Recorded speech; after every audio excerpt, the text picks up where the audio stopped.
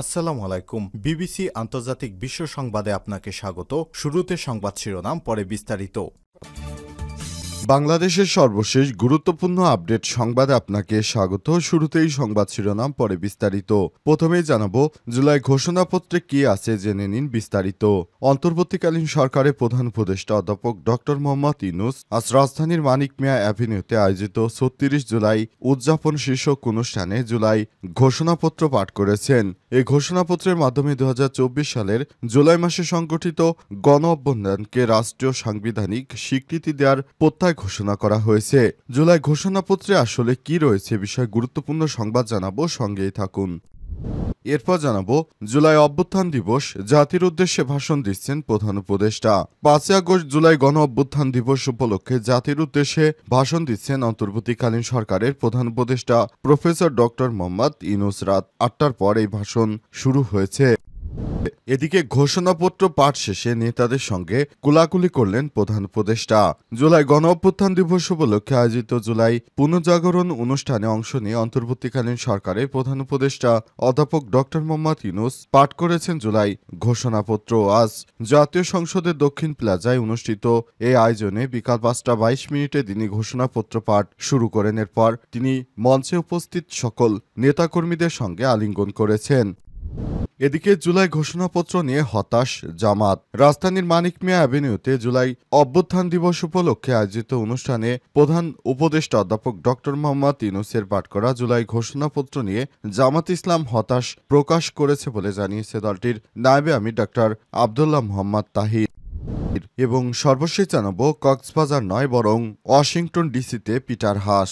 বাংলাদেশে নিযুক্ত যুক্তরাষ্ট্রের সাবেক রাষ্ট্রদূত পিটার ডি হাস বর্তমানে ওয়াশিংটন ডিসিতে অবস্থান করছেন। আজ রাতেই তথ্য নিশ্চিত করেছে চ্যানেল 24। এর আগে সকালে পিটার হাস কক্সবাজারে অবস্থান করছেন বলে বিভিন্ন খবরের মাধ্যমে প্রকাশিত হয়েছিল, তবে দাবিটি মিথ্যা এবং ভিত্তিহীন। শিক্ষার্থীদেরকে উস্কানিমূলক বক্তব্য হিসেবে নানা মিডিয়া পাড়া থেকে এই ধরনের ভুয়া নিউজ প্রকাশিত হয়েছিল।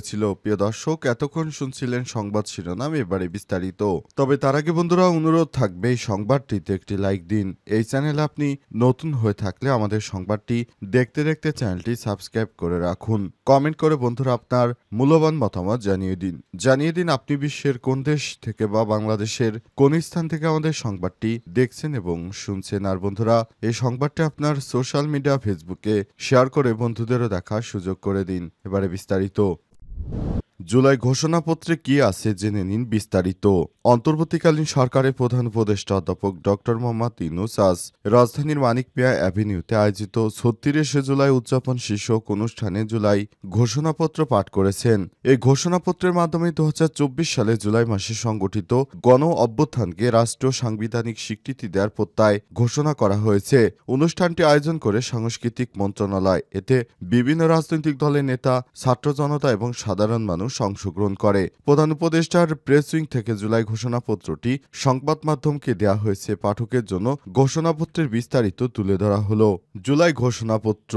যেহেতু উপনিবেশ বিরোধী লড়াইয়ের সুদীর্ঘকালে ধারাবাহিকতায় ভূখণ্ডের মানুষের রয়েছে, তাই দীর্ঘ ২৩ বছর পাকিস্তানের স্বৈরশাসনের বাঞ্ছনা ও শোষণের বিরুদ্ধে রুখে দাঁড়িয়েছে এই দেশের জনগণ এবং নির্বিচার গণহত্যার বিরুদ্ধে গণপ্রতিরোধ গড়ে তুলে ১৯৭১ সালে ২৬শে মার্চ স্বাধীনতা ঘোষণা করেন। জাতীয় মুক্তির লক্ষ্যে রক্তক্ষয়ী মুক্তিযুদ্ধের মাধ্যমে বাংলাদেশ রাষ্ট্র প্রতিষ্ঠা করেছিল। যেহেতু ২০০০ সালের পর বাংলাদেশের আপামর জনগণ দীর্ঘ আন্দোলন সংগ্রামের মধ্য দিয়ে এই ভূখণ্ডে স্বাধীনতার ঘোষণাপত্রে বিবৃত সাম্য, মানবিক মর্যাদা ও সামাজিক সুবিচারের ভিত্তিতে উদার গণতান্ত্রিক রাষ্ট্র বিনির্মাণের আকাঙ্ক্ষাকে বাস্তবায়নের জন্য সর্বোচ্চ ত্যাগ স্বীকার করে। সেতু স্বাধীনতার বাংলাদেশের ১৯৭২ সালে সংবিধান প্রণয়ন পদ্ধতি এবং এর কাঠামোগত দুর্বলতা এবং অপপ্রয়োগের ফলে স্বাধীনতা পরবর্তী আওয়ামী লীগ সরকারের মুক্তিযুদ্ধের জন্য জন আকাঙ্ক্ষা পূরণে ব্যর্থ হয়েছিল এবং গণতন্ত্র রাষ্ট্রীয় প্রতিষ্ঠানগুলো কার্যকারিতা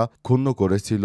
যেহেতু স্বাধীনতা পরবর্তী আওয়ামী লীগ সরকার স্বাধীনতার মূলমন্ত্র গণতান্ত্রিক শাসন ব্যবস্থার বিপরীতে বাকশাল নামে সাংবিধানিকভাবে একদলীয় শাসন ব্যবস্থা কায়েম করে এবং মত প্রকাশ ও বিচার বিভাগের স্বাধীনতা হরণ করে, যার প্রক্রিয়ায় ১৯৭৫ সালে ৭ই নভেম্বর দেশে সিপাই জনতার ঐক্যবদ্ধ বিপ্লব সংগঠিত হয় এবং এই পরবর্তী সময়ে একদলীয় বাকশাল পদ্ধতি পরিবর্তে বহুদলীয় গণতন্ত্র, মতপ্রকাশ ও বিচার বিভাগের স্বাধীনতা পুনঃপ্রবর্তন করে এবং পথ সুগম হয়। এরই ধারাবাহিকতায় চলতেই থাকে। ১৭ বছরে এক ফ্যাসিস্ট এই দেশে ক্ষমতায় আটকে ছিল। তারা ৩টি প্রহসনের নির্বাচন ২০১৪, ২০১৮, ২০২৪-এ জাতীয় সংসদ নির্বাচনে এই দেশের মানুষকে ভোটাধিকার এবং প্রতিনিধিত্ব থেকে বঞ্চিত করেছে। সুতরাং মুক্তকামী ছাত্র জনতা ২০২৪ সালে সেই অভ্যুত্থানের মাধ্যমে স্বৈরাচারী সরকারকে দেশ থেকে তাড়িয়েছে। ৫ই আগস্ট ২০২৪ সালে গণ অভ্যুত্থানে বিজয়ী বাংলাদেশের জনগণের আকাঙ্ক্ষার প্রতিফলন হিসেবে এই ঘোষণাপত্র প্রণয়ন করা হলো। জাতির উদ্দেশ্যে ভাষণ দিচ্ছেন প্রধান উপদেষ্টা। জুলাই গণ অভ্যুত্থান দিবস। ৫ই আগস্ট জুলাই গণ অভ্যুত্থান দিবস উপলক্ষে জাতির উদ্দেশ্যে ভাষণ দিচ্ছেন অন্তর্বর্তীকালীন সরকারের প্রধান উপদেষ্টা প্রফেসর ড মোহাম্মদ ইউনূস। রাত ৮টার পরেই ভাষণ শুরু করেন তিনি। এর আগে সন্ধ্যা ৫:০৫টার দিকে সংবাদ সম্মেলন করেছেন এবং তিনি সংসদ ভবনের দক্ষিণ প্লাজা আয়োজিত কেন্দ্রীয় অনুষ্ঠান মঞ্চে জুলাই ঘোষণাপত্র পাঠ করেছেন। অন্তর্বর্তীকালীন সরকারের প্রধান উপদেষ্টা তিনি জানিয়েছেন, আমরা জুলাই যোদ্ধাদের স্বীকৃতি দেওয়ার জন্য সর্বাত্মক কাজ করে যাচ্ছি। ঘোষণাপত্র পাঠ শেষে নেতাদের সঙ্গে কুলাকুলি করলেন প্রধান উপদেষ্টা। জুলাই গণ অভ্যুত্থান দিবস উপলক্ষে আয়োজিত জুলাই পুনর্জাগরণ অনুষ্ঠানে অংশ নিয়ে অন্তর্বর্তীকালীন সরকারের প্রধান উপদেষ্টা অধ্যাপক ড মোহাম্মদ ইউনূস পাঠ করেছেন জুলাই ঘোষণাপত্র। আজ বিকেলে জাতীয় সংসদের দক্ষিণ প্লাজায় অনুষ্ঠিত এই আয়োজনে বিকাল ৫টা ২২ মিনিটে তিনি ঘোষণাপত্র পাঠ শুরু করেন। পাঠ শেষে তিনি উপস্থিত রাজনৈতিক নেতাদের সঙ্গে কুলাকুলি এবং বুক মেলান। অনুষ্ঠানের শুরুতে পরিবেশিত হয় জাতীয় সঙ্গীতের পর বৃষ্টিময় আবহাওয়ার মাঝেই মঞ্চে উঠে নিজ হাতে ঐতিহাসিক জুলাই ঘোষণাপত্র পাঠ করেন অধ্যাপক ড মোহাম্মদ ইউনূস। ২০২৪ সালের গণ অভ্যুত্থানের প্রেক্ষাপটে তিনি এই দলিলটি বিএনপি সহ অন্তর্বর্তীকালীন সরকারের বিভিন্ন অংশীদার রাজনৈতিক দলগুলোর মতামতের ভিত্তিতে চূড়ান্ত করা হয়। ঘোষণাপত্রটি ইতিমধ্যেই রাষ্ট্র এবং সাংবিধানিক স্বীকৃতির ক্ষেত্রে রাজনৈতিক দলগুলোর মধ্যে ঐক্যমত তৈরি করেছে। জুলাই ঘোষণাপত্র নিয়ে দীর্ঘদিন ধরে জোর দাবি জানিয়ে আসছিল জাতীয় নাগরিক পার্টি এনসিপি দলটি। এই দাবির পক্ষে নানা কর্মসূচিও পালন করেছে তারা। আজকের ঘোষণা দিয়ে সেই দাবির আনুষ্ঠানিক বাস্তবায়ন করেছে অন্তর্বর্তীকালীন সরকার।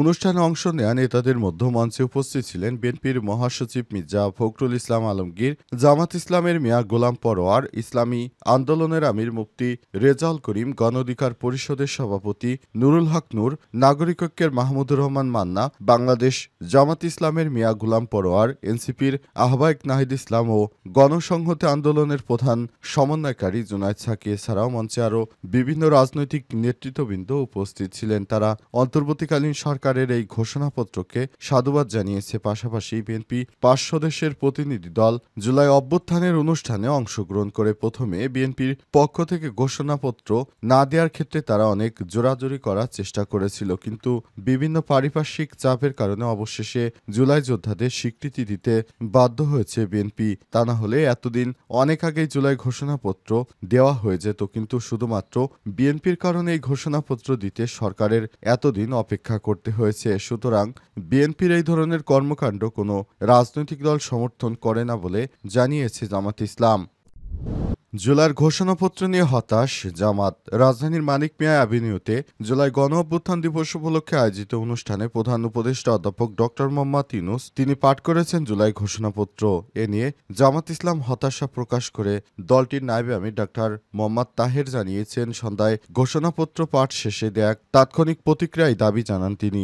ডাক্তার মোহাম্মদ তাহের বলেছেন, আমরা এই ঘোষণাপত্রে হতাশ হয়েছি। এই জাতি হতাশ, কারণ ঘোষণাপত্র সাংবিধানিক স্থান দেয়া দরকারই ছিল। ৫ই আগস্ট থেকেই এই ঘোষণাপত্র বাস্তবায়ন করবে বলে আমরা শুনেছিলাম, কিন্তু এটা কখন থেকে বাস্তবায়ন করা হবে তার কোনো নির্দেশিকা নেই। তিনি আরও বলেছেন, আন্দোলনের শহীদ পরিবার কিংবা পঙ্গু যারা আছে তাদের বিষয়ে কোনো সুনির্দিষ্ট নির্দেশিকা নেই ঘোষণাপত্রে। যারা শহীদ হয়েছেন বা আহত হয়েছে তাদের রাষ্ট্রীয় স্বীকৃতি দেওয়ার কথা ছিল, তাদের ভাতা দেওয়ার কথা ছিল। এসব কোনো বিষয় ঘোষণাপত্রে স্পষ্ট নির্দেশিকা নেই। এসব কারণে আমরা হতাশ হয়েছি। জামাতের এই নেতা আরও বলেছেন, বলেছেন এ বিষয়ে আমরা দলের নির্বাহী মিটিংয়ের পর আরও বিস্তারিত প্রতিক্রিয়া জানাতে পারব।